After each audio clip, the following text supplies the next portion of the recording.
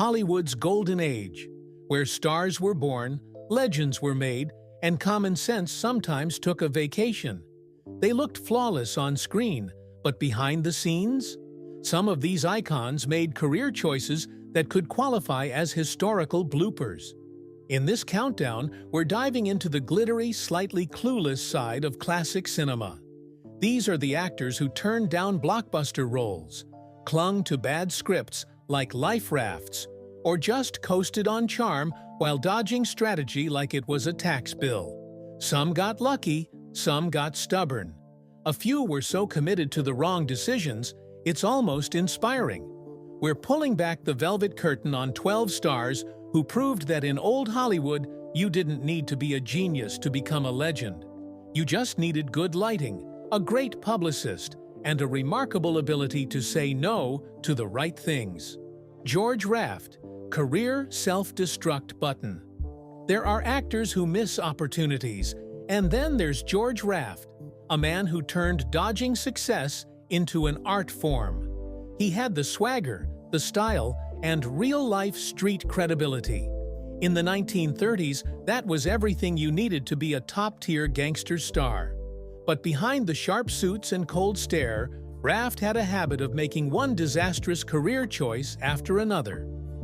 He turned down the Maltese Falcon because he thought the character wasn't tough enough. That decision handed the role to a rising Humphrey Bogart, who turned it into a career-defining moment. Raft also walked away from Casablanca and Double Indemnity, uneasy about playing morally gray characters. Studio heads were baffled. Internal memos painted him as difficult, erratic, and dangerously short-sighted. But it wasn't just bad instincts. Raft's off-screen life made things worse. He had real connections to underworld figures like Bugsy Siegel. That, paired with a reputation for gambling and refusing studio guidance, made him a liability in a system built on control. As Hollywood legends rose around him, Raft faded into smaller parts and forgettable films. Critics didn't say he missed history, they said he ducked it. His name, once glowing on marquees, slowly became a cautionary tale whispered in studio boardrooms.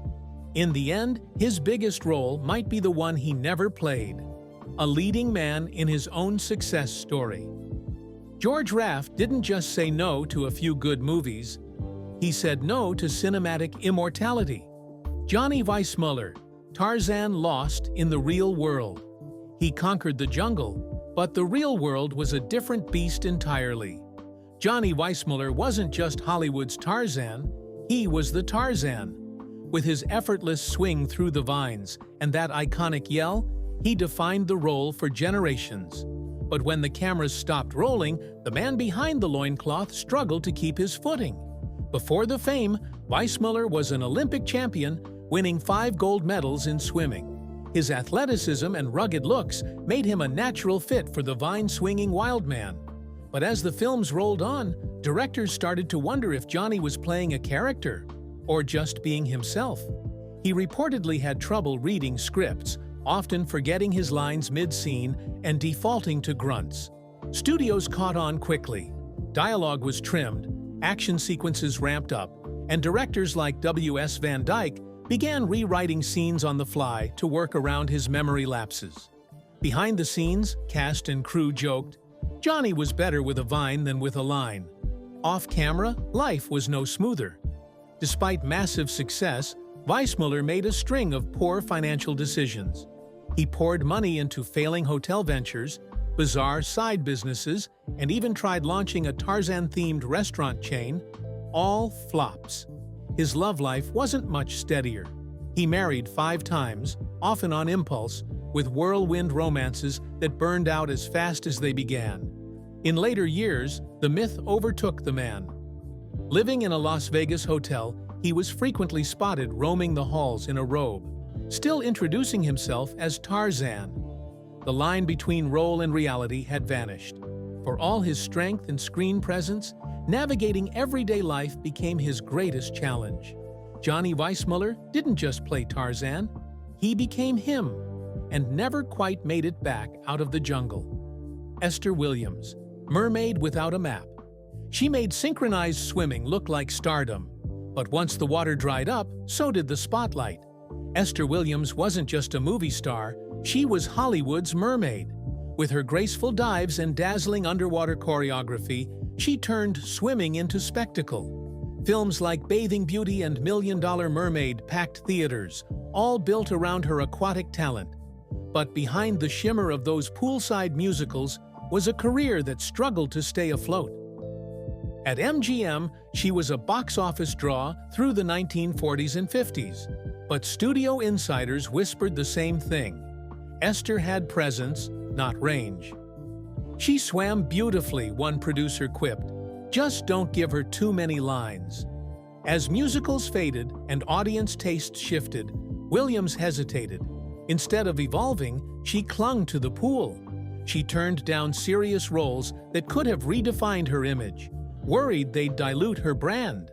Television offers, a new lifeline for many fading stars, were routinely rejected. Even her business decisions floundered. While she eventually found success lending her name to a swimwear line, early ventures were poorly timed and poorly managed. Branding deals collapsed, endorsements backfired, and trusted advisors were often ignored. To the public, she was all poise and polish. But off-screen, Williams lacked the clear direction needed for long-term success. Her fame was built on a cinematic novelty, one no studio could sustain forever. Esther Williams had talent, charm, and one of the most unique niches in Hollywood history. But without a plan for what came next, she found herself drifting. A star in her own lane, yes, but one that led nowhere once the pool was drained. Ed Wood, ambition without ability. He dreamed of being the next Orson Welles. Instead, he became a legend for all the wrong reasons. Few filmmakers are remembered quite like Ed Wood. His belief in his own genius was unshakable, matched only by his complete lack of technical skill. To his dying day, he insisted he was a misunderstood visionary, a director born ahead of his time. The truth was far less glamorous. Wood had no grasp of the basics. He didn't understand camera lenses, lighting setups, sound design, or even narrative structure. His most infamous film, Plan 9 from Outer Space, became a cinematic punchline. It featured cardboard tombstones, stock footage spliced without context, and dialogue that defied logic. Continuity was an afterthought, if it was thought of at all, but Ed stood by it, proudly calling it pure cinema. Behind the scenes, Wood ignored anyone who tried to help. Cinematographers recalled him refusing to reshoot scenes lost in shadow. His answer? It's good enough. Actors who asked for direction were told to trust the big picture, even though no one, including Wood, knew what that picture looked like. He surrounded himself with loyal friends, most of them untrained, mistaking their devotion for talent. As studios stopped taking his calls, Wood kept going, convinced that critics just didn't get him. He filmed in single takes, used first drafts as final scripts, and financed productions with borrowed money and broken promises. And yet, something strange happened. His films did find an audience, not for their brilliance, but for their bizarre charm. They were so bad, they became beloved. Ed Wood's story is one of Hollywood's strangest paradoxes. A man with endless drive but no compass, chasing greatness while refusing to follow the map. He didn't just miss the mark, he built a career around it. Rod Steiger, Method to Madness. He was an actor's actor, an Oscar winner with a face that could shatter you in a single stare. But behind Rod Steiger's brilliance was a method so intense, it sometimes became his undoing. Steiger carved his name into film history with unforgettable roles in On the Waterfront and In the Heat of the Night. His preparation was the stuff of legend. For every part, no matter how small, he built detailed backstories, crafted unique accents, and developed emotional triggers, all to inhabit the soul of his character. But while the results could be electric, the process came at a cost. Directors braced for delays. Steiger once postponed a shoot for days, insisting his character wasn't emotionally ready. In another case, he demanded mid-production rewrites, convinced the script no longer aligned with his internal vision. Co-stars admired his talent, but quietly dreaded the disruption. One crew member joked, "You never knew if Rod was acting or just arguing with ghosts." Worse than the on-set chaos were the roles he let slip away. Steiger famously turned down The Godfather and Patton, citing creative differences. These weren't just missed gigs, they were cultural landmarks. The actors who stepped in secured their legacies. Steiger, meanwhile, drifted into lesser-known films, his intensity intact, but his momentum fading. Peers respected his passion, but questioned his judgment.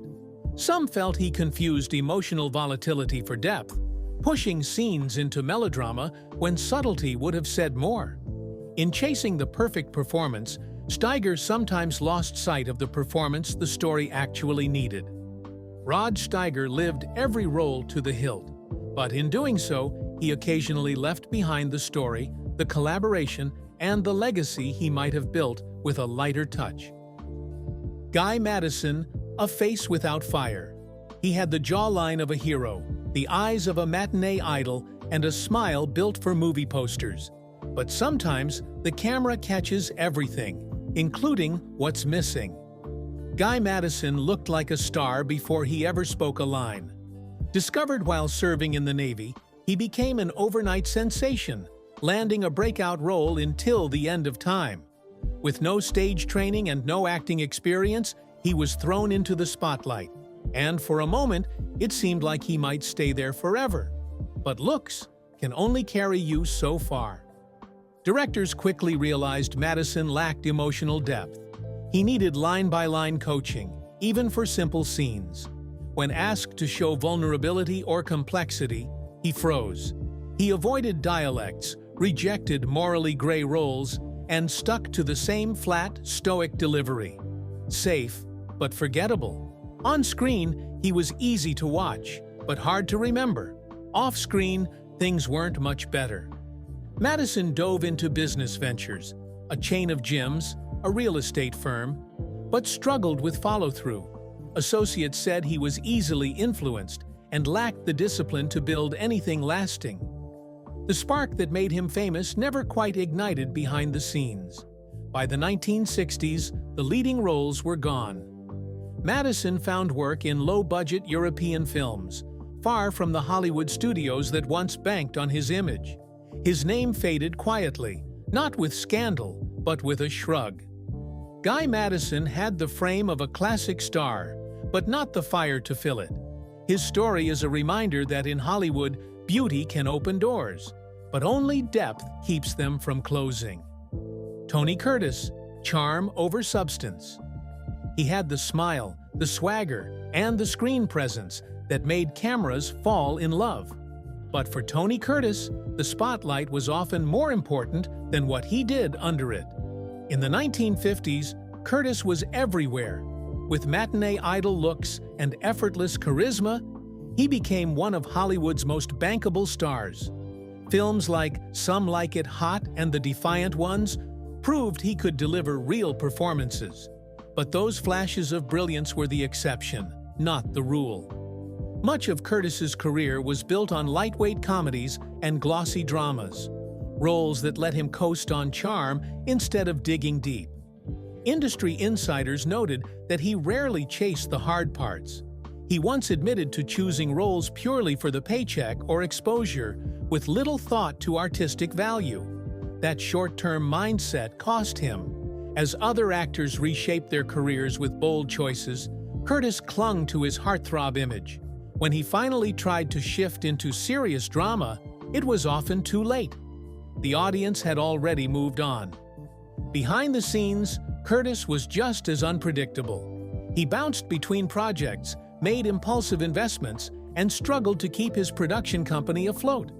His attempts to reinvent himself came in bursts, but never with enough momentum to redefine his legacy. Tony Curtis had the talent. He had the star power. But he rarely chose to push himself beyond what was comfortable. In chasing stardom, he sometimes left the substance behind. His story is a classic Hollywood paradox, a man who had everything it took to be great, but often settled for being just good enough.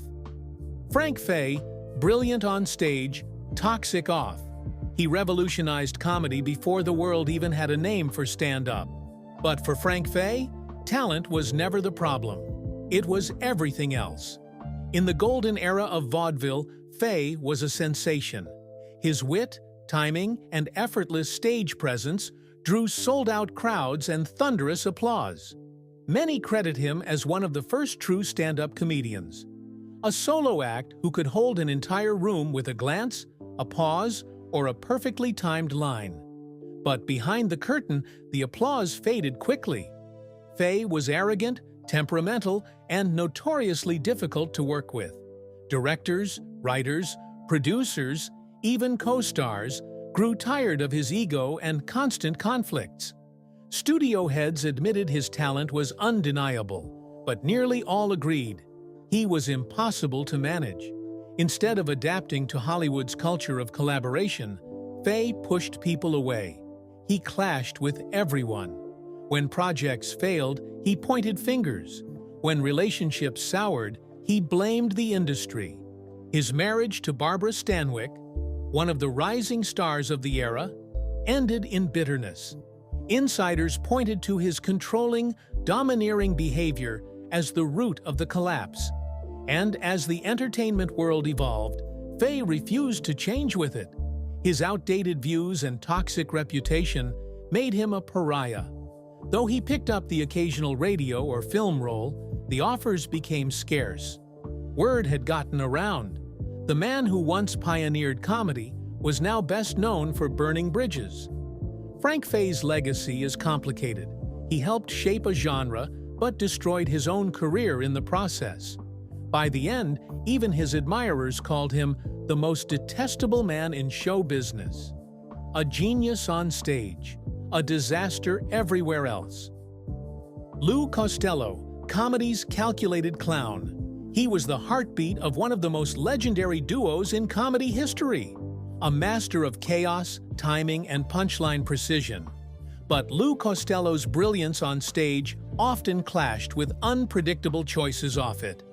As half of Abbott and Costello, he helped define American comedy. Their routine, "Who's on first?" is etched into pop culture forever. While Bud Abbott played it straight, Costello brought the whirlwind. His wild expressions, high-pitched shouts, and perfect stumbles made him the star of every sketch. But away from the set, the lines between clown and creator got blurry. Costello could be volatile, moody, and hypersensitive to criticism.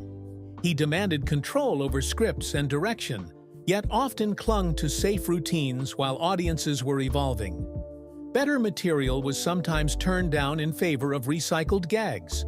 Co-stars said he'd forget lines or mix up punchlines mid-performance, needing others to cover for him. Despite these misfires, Costello was no fool. He fiercely protected his brand, negotiated hard for his share, and maintained a sharp business mind. But even that couldn't stop the cracks from showing. Tensions rose on set. Professional relationships wore thin. And even with Abbott, the partnership that made him famous, things eventually fell apart.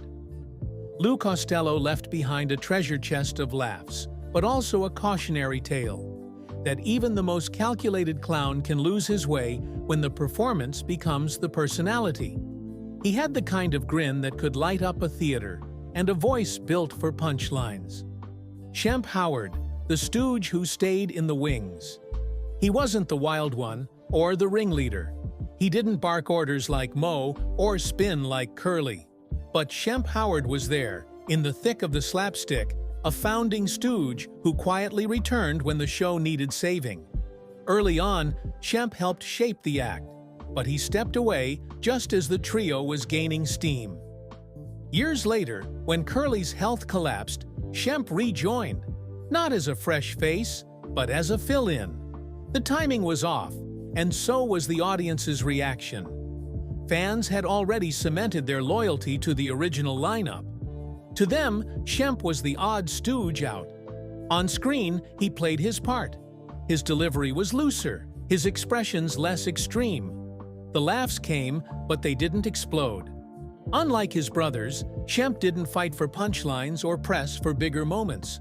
Off-screen, he was easygoing, collaborative, but rarely ambitious.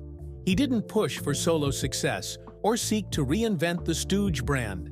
Instead, he stayed in step with the team, a background figure in a comedy juggernaut. His outside work was sporadic and forgettable. He didn't stumble, but he never soared. Shemp Howard's contribution was real, but his legacy is quiet. Not a breakout, not a leader, just a steady hand in the Stooge storm. A man who helped keep the laughs going, even if few remembered to give him the credit. Rita Hayworth, image over influence. She wasn't just a star, she was a dream. Rita Hayworth lit up the screen with hypnotic grace, the very definition of 1940s glamour. But behind the allure was a career built more on projection than on power. Born Margarita Cancino, her transformation into Hollywood royalty was nothing short of cinematic. A new name, a new hairline, a new shade of red. Hayworth became the ultimate pin-up and the studio system's perfectly polished gem. With Gilda, she etched her place in movie history, a smoldering vision wrapped in satin and shadows. But the roles rarely evolved. She played what she was given.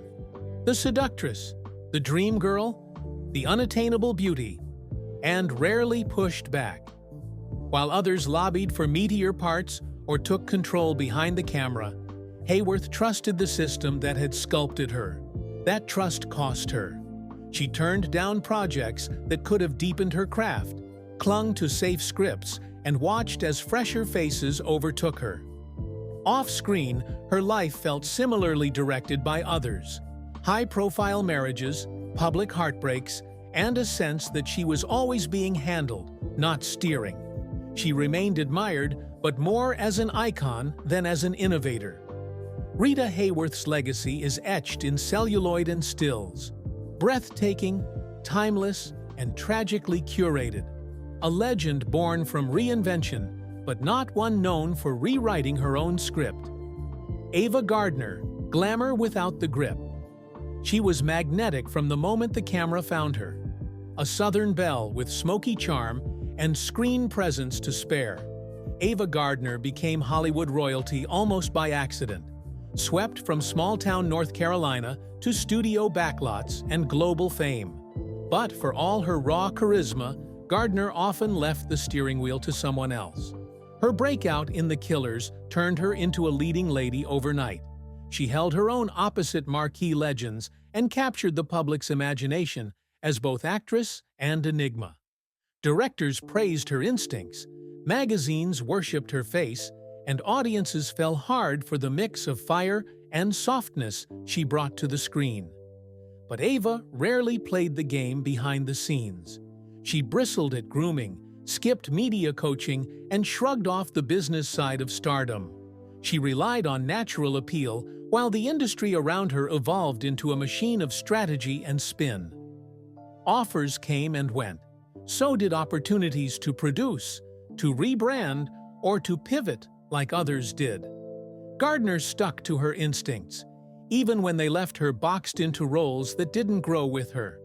Her personal life, a swirl of famous romances and public breakups, often overtook the headlines. And while she never vanished from memory, her career lost momentum as fresher names arrived with sharper teams and firmer plans. Ava Gardner lit up every room she walked into, but she never quite learned to hold the spotlight on her own terms. She was loved, admired, unforgettable, but ultimately guided more by fate than by force.